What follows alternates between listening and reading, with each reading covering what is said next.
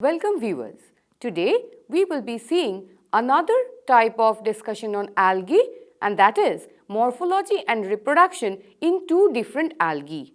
They are Oedogonium and Vaucheria. We will go one by one.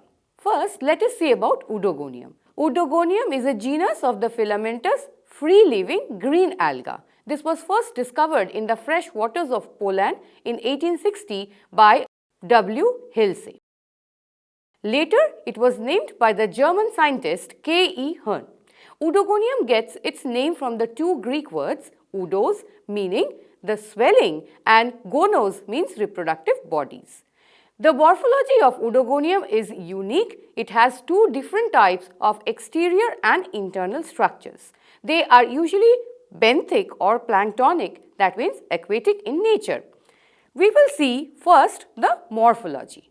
Now, typically here we will find that the algal body here has three different cell types.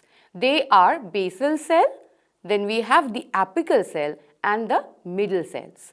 Now, what happens is there are three different types of cells. The basal cells, which are almost at the bottom, are meant for holding on to the substratum. They are the lowermost cells of the filament. This cell is actually long and gradually narrowed, and towards the base it expands to form simple disc-like, multilobed or even sometimes finger-shaped structure.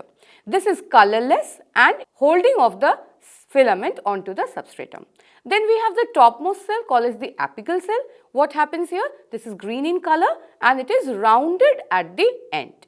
The middle cells are almost all alike. They are more or less rectangular and some of them have this cap or called as apical cap, and those cells which are bearing this apical cap, they are known as the cap cells. Now we will be seeing the individual cell, how they look like. Now here, as we can see, the intercalary cells or the in-between cells, they are cylindrical in shape. Now they are surrounded by a thick and rigid cell wall, and this wall can be differentiated into three layers, like an outer layer made of chitin, a middle layer made of pectin and an innermost layer made of cellulose. These layers provide rigidity to the cell. Next to that lies the cell membrane, and the cell membrane encloses the entire protoplast. The protoplast consists of cytoplasm, chloroplast and nucleus. The cell contains a single large or sometimes even many small vacuoles situated in the center and remains filled with the cell sap. This cell sap is typically made up of inorganic salts or compounds, excretions and secretions of the cell. The cytoplasm lies between the cell membrane and the vacuole. The chloroplast that I already talked about is a single, large and reticulate and remains embedded in the cytoplasm. It extends from one end of the cell to the other. The cells are usually uninucleate and the nucleus is large, oval and most of the time situated in the center of the cell. Pyridinoids may be present and they also have other structures like Golgi bodies, mitochondria and endoplasmic reticulum. Now we will be moving into reproduction of the Oedogonium species. Oedogonium reproduces by all the three methods like vegetative means, asexual means and sexual reproduction. Vegetative reproduction usually takes place by fragmentation, Akinete and Aplanospore formation. First we will talk about fragmentation. So obviously the thallus of the plant body here just breaks up due to some certain reasons which may be accidental or may be intentional as well. And each of these fragments may then give rise to new filaments. Coming to Akinete and Aplanospores, now sometimes these are also considered under asexual reproduction. However, these basically are spores without any sexual involvement. Thus, it can be either under vegetative or under the asexual modes of reproduction. So, what are these two? Basically, they are formed in the unfavorable conditions. So, in case of an akinete, what happens is, in the unfavorable conditions of drought or such, the entire protoplast of the cell may become thick-walled, reddish-brown, round or oval structures called as akinetes. Now, the problem here is, in case of akinete, the wall of this is fused to that of the parent cell. While when we see aplanospores, which are also non-motile just like the akinetes, but the wall of the aplanospore is distinct from that of the parent cell. Both the Aplanospores and Akinetes are able to withstand unfavorable conditions like cold winter months or any such other desiccation or such components, and they will germinate to form new individual when they find favorable conditions. All of these processes talked so far cannot produce any genetic diversity in the offspring. Moving on into asexual reproduction. Now these can occur through production of the zoospores. Now we will see how exactly these zoospores are produced. Zoospores are motile spores and they are produced in the zoosporangium. So what happens here is any cell which is having a cap or apical cap can form zoosporangium, which will liberate the zoospores.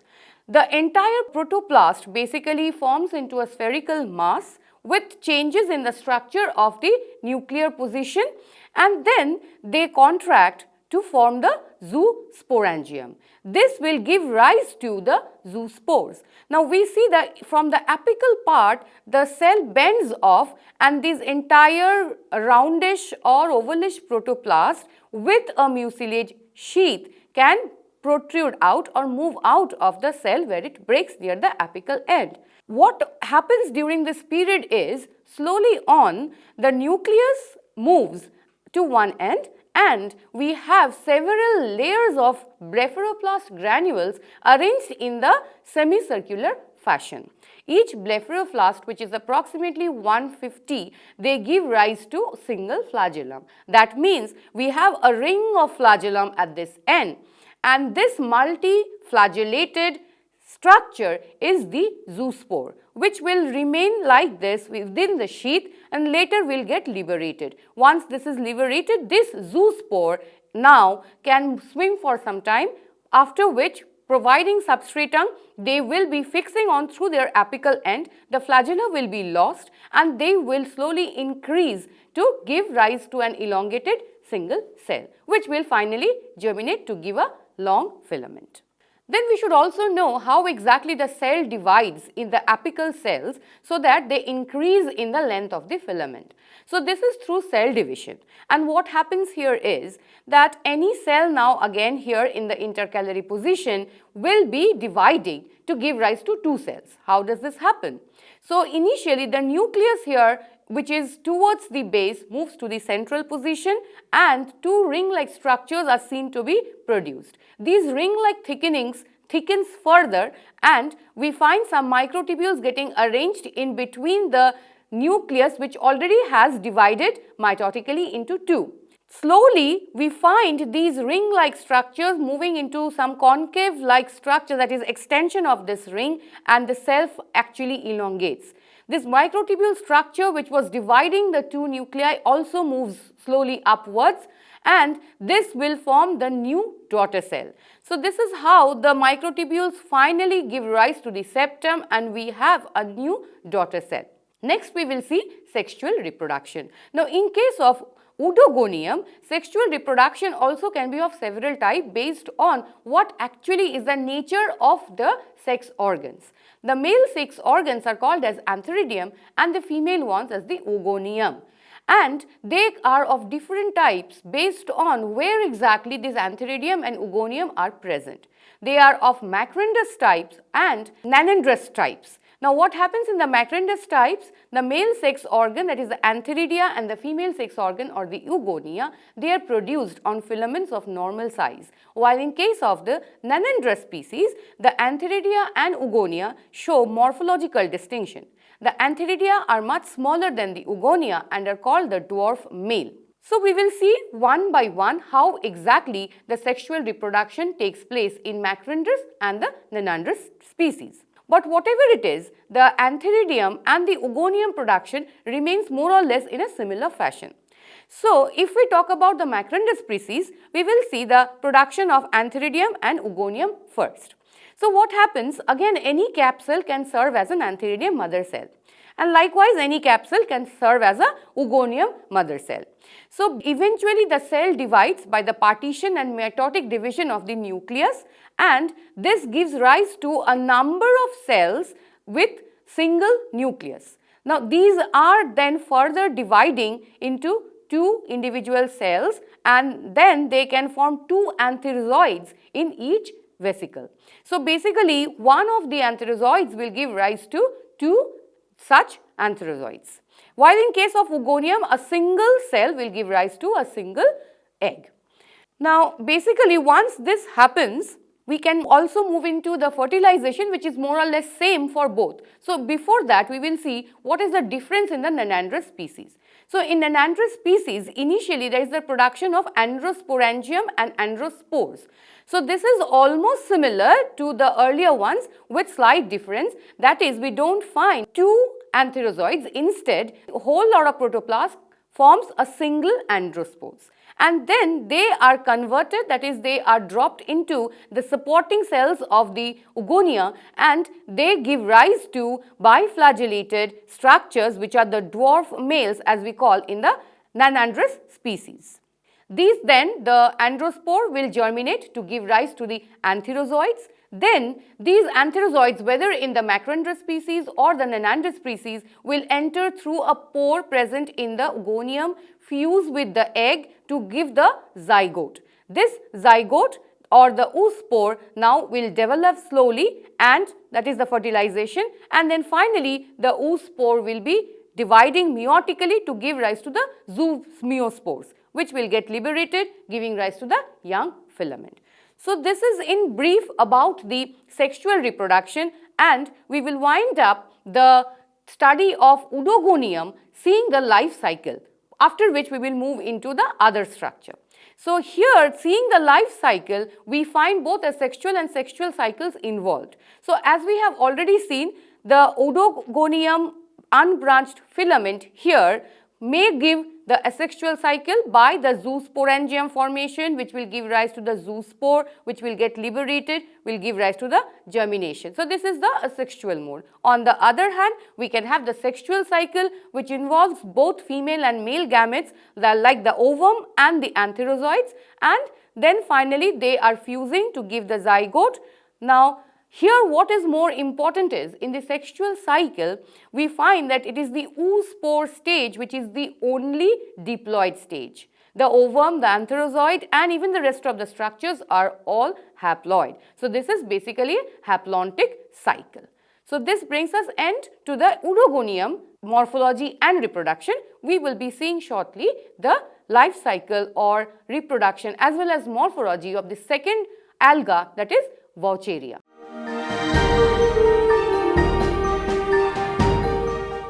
Let us now see the morphology and reproduction in Vaucheria.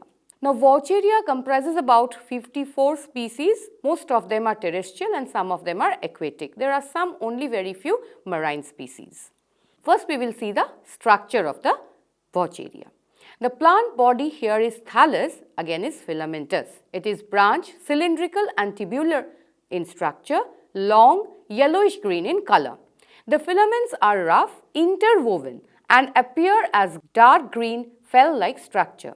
The thallus here is multinucleate, and basically there is no septa formation, and majorly that is why this has the cenocytic appearance. We also find in majority of the terrestrial species a hapteron or a holdfast-like structure called as the rhizoid. Otherwise, we have the cenocytic filaments which are branched, and the nuclei and chloroplast are all arranged in this region. Now, the relative position of the chloroplast and nuclei often change during their vegetative mode and when they are in their reproductive mode.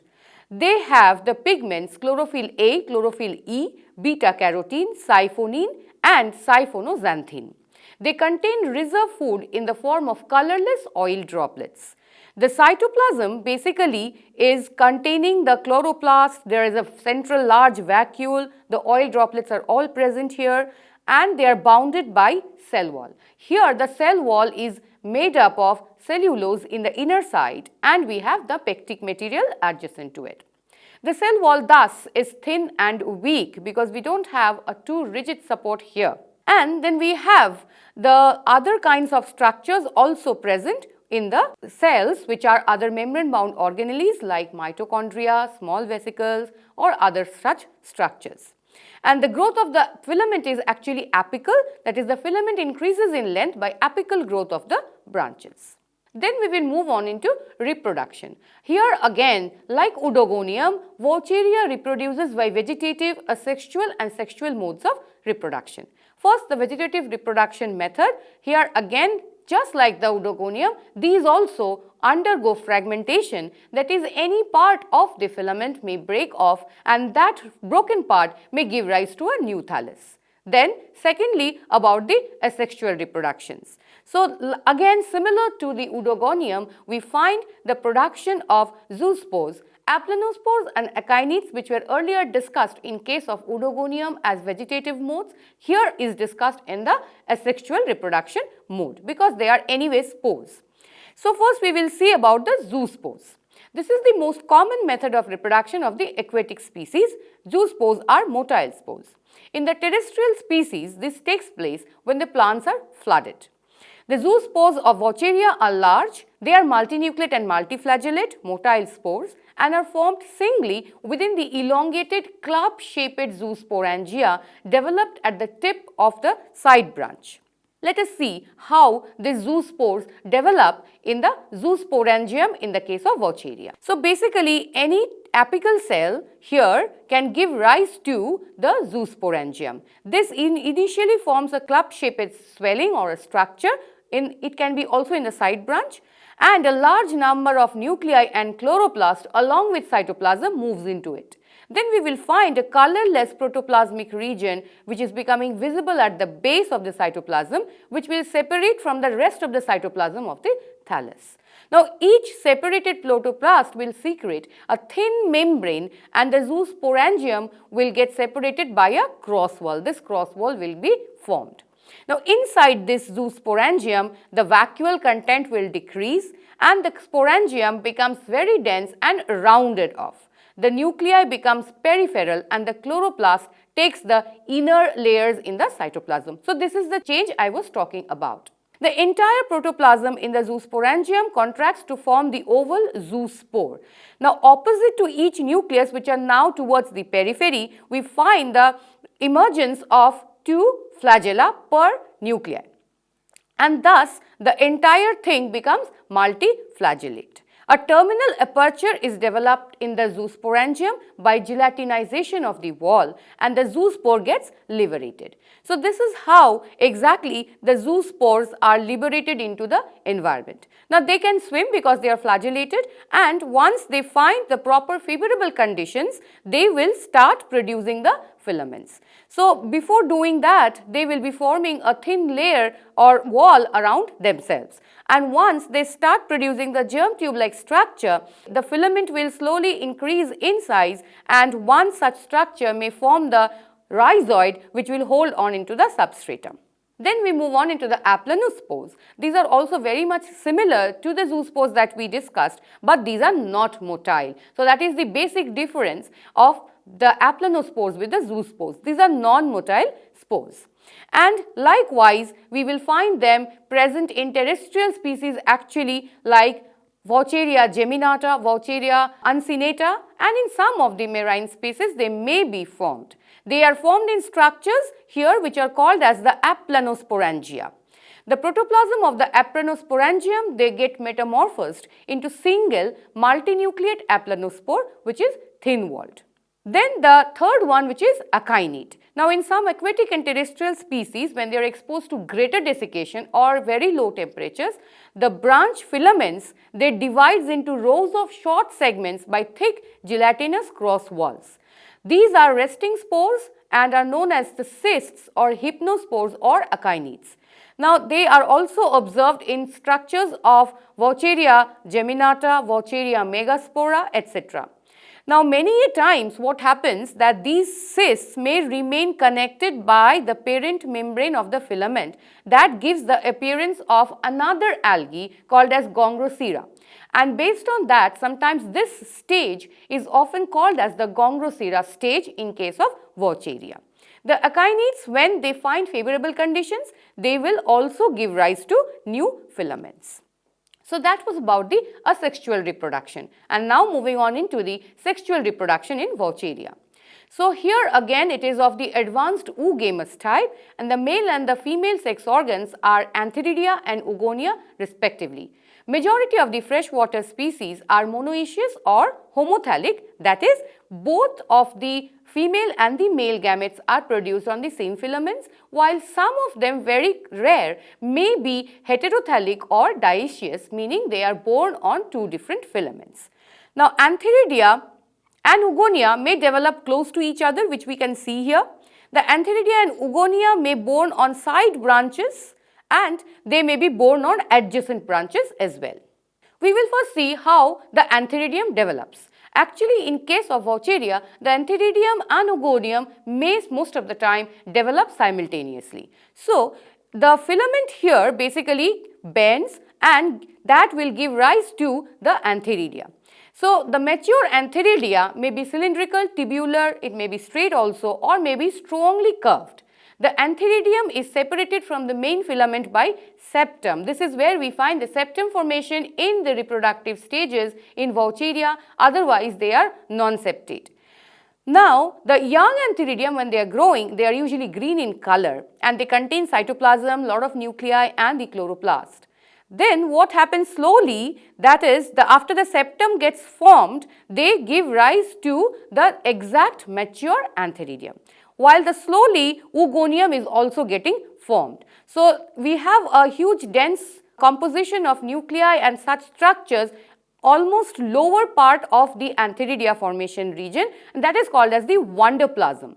This will slowly evolve into the Oogonium, and then these will be forming the antherozoids in the Antheridium, which are flagellated, and the Oogonium will have a beak-like structure through which the antherozoid, maybe many will be able to reach this place, but only one will be able to enter the pore and fuse with the egg here to give rise to the zygote or the oospore. So, here we see the development of the Oogonium, which I just spoke about. So, the simultaneous production of Antheridium and Oogonium giving rise to the formation of zygote, and finally the fertilization stages are mentioned over here, where we see that the two fuse together to exactly give rise to the zygote or the oospore, as we see in other cases of oogonial fertilization. Now, after which the diploid nuclei may form the haploid nuclei and the germination of the oospore will take place. Exactly how this reduction division takes place has not been very well observed in Vaucheria, but it is believed that reduction division takes place in the first nuclear division in the germinating oospore. Then the oospore may germinate to make haploid thallus of the Vaucheria.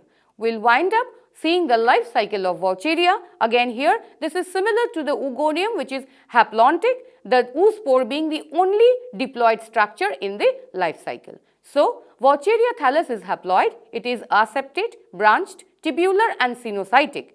And vegetative reproduction may take place by fragmentation, asexual by zoospore formation or aplanospore formation. The zoospore is a large multiflagellate structure and is supposed to be the synzoospore also. While the sexual cycle here involves of the oogamous type, the male and female sex organs are Antheridia and Oogonia.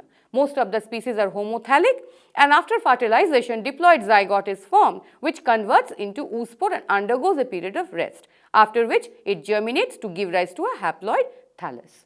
So, with this, we are through with the morphology and reproduction as we see in two different green algae structures, that is Oedogonium and Vaucheria.